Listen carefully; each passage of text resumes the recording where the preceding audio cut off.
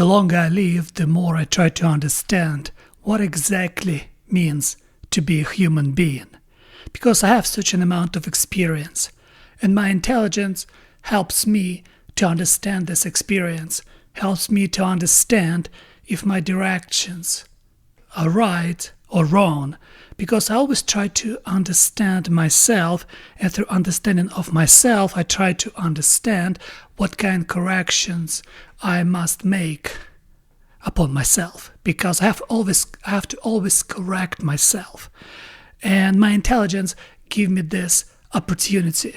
Because without intelligence, we're pretty much incredibly simple. We would be like house cats, because house cats doesn't need corrections, and it doesn't need intelligence because he is taken care of. We feed him, we take care of his litter box, he just there in the present, in some sense enjoying his life in a dreamy-like sense. And about us, the whole idea of human is to be able to overcome struggle, to be able to overcome certain things you want to accomplish, because we have to have goals in front of us. These goals help us to understand ourselves through accomplishing those goals. Without goals, we become useless to ourselves and to the world in general. And what I'm thinking about is this comfort that we have right now in the West. This comfort makes us miserable because we're losing touch with ourselves. We forgot how to challenge ourselves any longer, and we forgot about many things, but especially one thing we forgot is about the meaning of life, because we somehow try to substitute meaning of life with comfort, with the things we keep accumulating throughout our life, and eventually those things own us, and we can do nothing about it, because we're going crazy if someone scratch our new car that we work hard to buy. And in the end, this car owns us. We have a bunch of things in our house that we don't need, but we keep gathering them, and then we rent storage rooms where we keep store those things that we're never gonna need and pay for the storage space.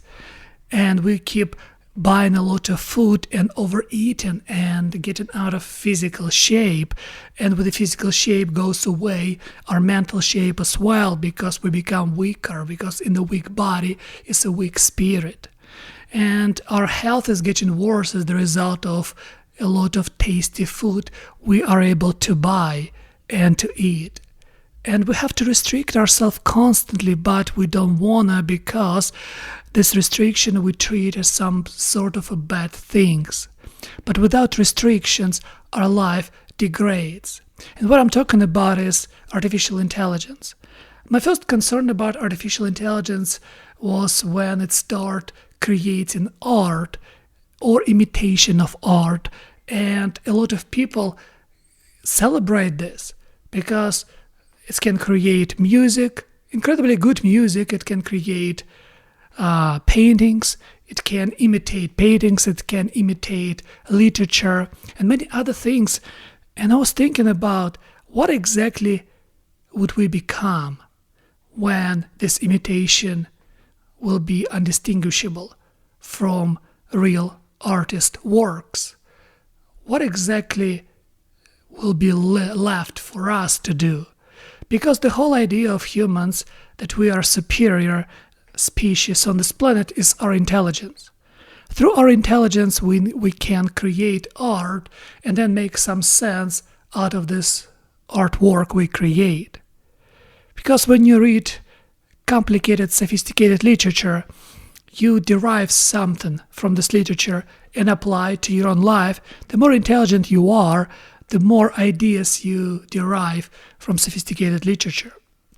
But if AI can create sophisticated literature, incredibly good literature that's going to be undistinguishable from the great geniuses of literature, then what exactly then the art is? And how would it affect our way of thinking? Will we be still thinking that we're special or not? Because the whole idea of our thought that we're special is this ability in us to create this ability in us to understand the world and be able to feel it and to be aware of it.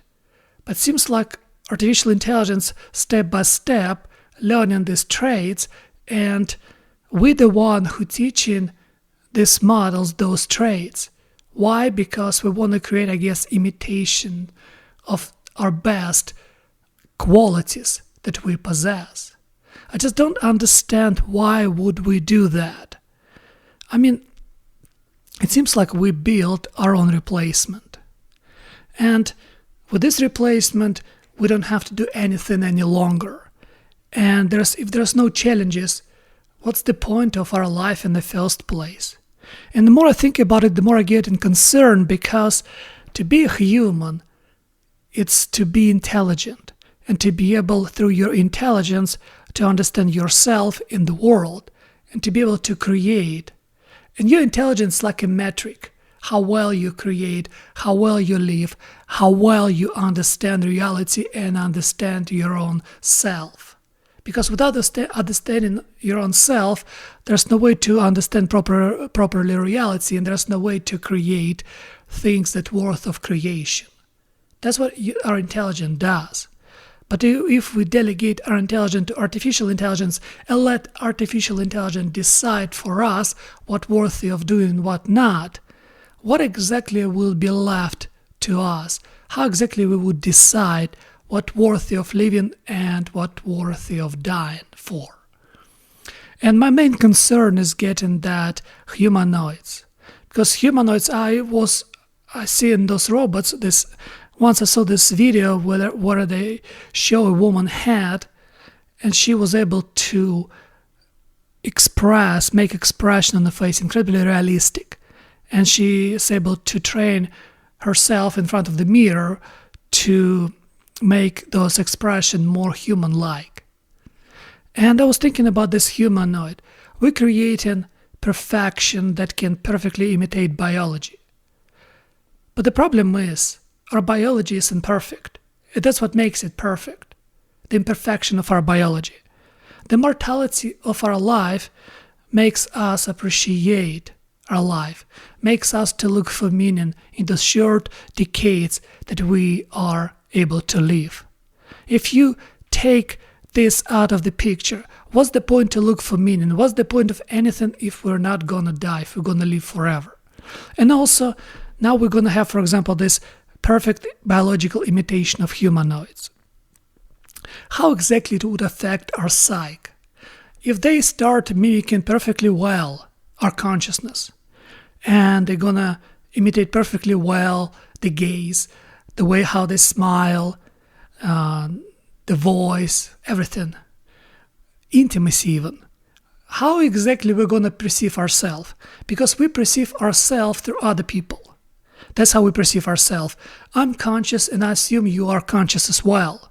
And that's how we perceive each other. We in some sense help to understand each other, like mirroring each other, being a reflection of each other.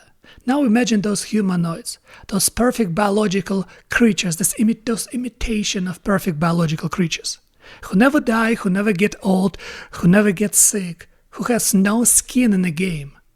How exactly are we going to reflect ourselves from them, our biological imperfection, from their biological sophistication that is fake? And now imagine if you would have a bunch of these fake entities who imitate perfect biology. Somehow our idea of reality would be changed, and we start seeing biology as something gross, something not worthy minding anymore. It means we slowly will be retrained to see our life and the life of this planet, this biological life, is something incredibly dirty, incredibly painful, and incredibly mortal. Because compared to this sophisticated, incredibly interesting creatures who imitate our consciousness, who imitate everything we can do, but never die, never get old, never get sick, and so perfect. How exactly is going to change our worldview, and especially our consciousness and our observer? In some sense, we're going to lose appreciation for our own biology, for the biology of the world in general, and eventually we're going to lose all respect, and our life will be worth nothing, because we're just gonna denigrate ourselves on some low level of just biological, pitiful existence. Think about it. We can create a God that never die, never get old. And with the brain of AI last model, it can remember everything and it can talk about anything.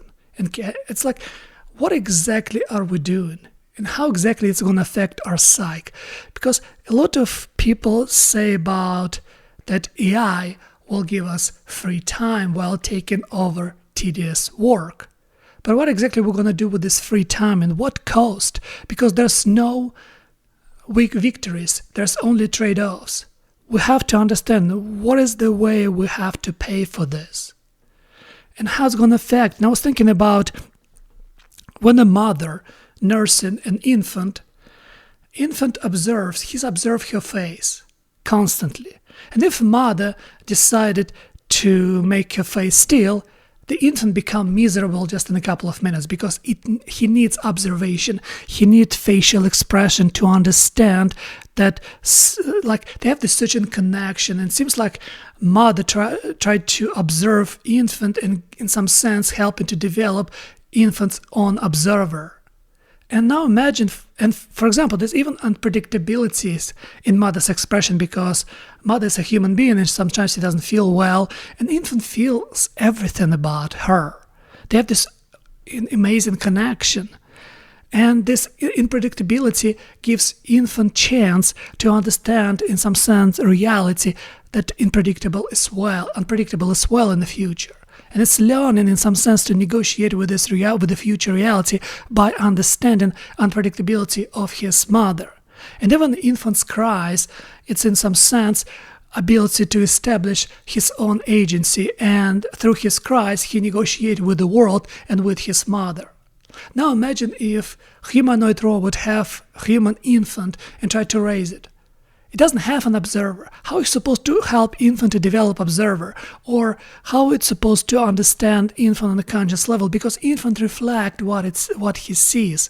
And if it sees perfect face that absolutely perfectly imitate facial expression, try to adapt to infant. Eventually infant would assume that the whole world must adapt to him. And it would never develop such an amount of unpredictability to this world, because that's how we are operating the world. We know the world is unpredictable, and our goal to make it a little bit more predictable for us in our small part where we live, in our apartment, for example, because we need predictability in the place where we live. We need such an amount of predictability in the place where we work. We need such an amount of predictability with the people we love, or with our friends, or in our community. Because if you live in a world incredibly unpredictable, there's no way to survive, because your mental nervous system would collapse. And my point about this infant relationship, think about now we communicate with humanoids more than we communicate with humans. And it's possible because, 20 years ago, nobody thought about iPhones, nobody thought about computers, but now everybody has iPhones. Everybody has artificial intelligence model on their iPhone, on their computers. It was a miracle 20 years ago. Nobody would ever think about it. Now imagine in 20 years, everybody's going to have humanoids. How it's going to affect our psyche, how it's going to affect our understanding of reality and especially of ourselves. And if we stop understanding of ourselves and delegate our agency of understanding of ourselves to humanoids, what exactly would happen to us? We become less conscious, we're going to lose completely agency, and then in the end, we're going to become house cat, living life in some sort of a dream, in some sort of a stagnation, where we physically will be taken care of until the day we die. But there's not going to be conscious awareness, because how we're supposed to develop and exercise our conscious awareness? Because if you communicate with a humanoid more than you communicate with the real humans, and it's possible because nowadays people more communicate with their devices than with the real human beings. Why it's not fair to assume that in 10-20 years we will communicate more with the humanoids than with the human beings. And the funny thing, we now already know that social media and devices affect in a bad way people, especially young people, because it makes them less less, in some sense, it distort their reality. Because if you communicate with reality through your devices, you already have distortion of reality. Because real reality is different, it's outside. And if you judge yourself and try to develop yourself through the avatar on your social media and modeling your avatar on avatars of others, you actually developing yourself on illusion that doesn't exist over basic on other people's delusions as well. We're creating the world that'll getting less and less real, while reality doesn't go anywhere, it's still there. The problem is we ignoring reality more and more and completely emerging into those devices while ignoring reality. Now imagine humanoids. They would separate us even more from reality because we don't have to leave apartments any longer. And if we have heavy headset with a special suit that gonna have such senses to give us feeling of different kind of reality, then we can emerge into virtual reality and completely forget about the real world. My whole idea is we should start coming back to real world, and we should start restraining ourselves. And I'm not against artificial intelligence. I love it. I like to use it all the time. I like to understand it because it helps. It can teach you a lot and can help you to understand a lot of things. But there is certain restriction must be done, and this restriction must be applied on an individual level, because you have to understand that your intelligence is the most important thing in the world, because your intelligence helps you to discriminate what kind of tools you have to use for work and what kind of tools you should avoid. And the same with artificial intelligence, what exactly you want from it. Because you have to think what exactly you want from artificial intelligence and what exactly you want from your own life. And what I learned, that you have to know yourself. If you don't know yourself, artificial intelligence will give you a model of you based on the information you provide with artificial intelligence. And in the most cases, it's going to be incomplete. And it means that you learn about yourself in an incomplete and maybe incredibly distorted way. It's the same as a lot of people learn about themselves through social media in an incredibly distorted way, and that they try to adjust their individuality based on their online persona, making things even worse, and therefore they lose the meaning and become mentally crippled.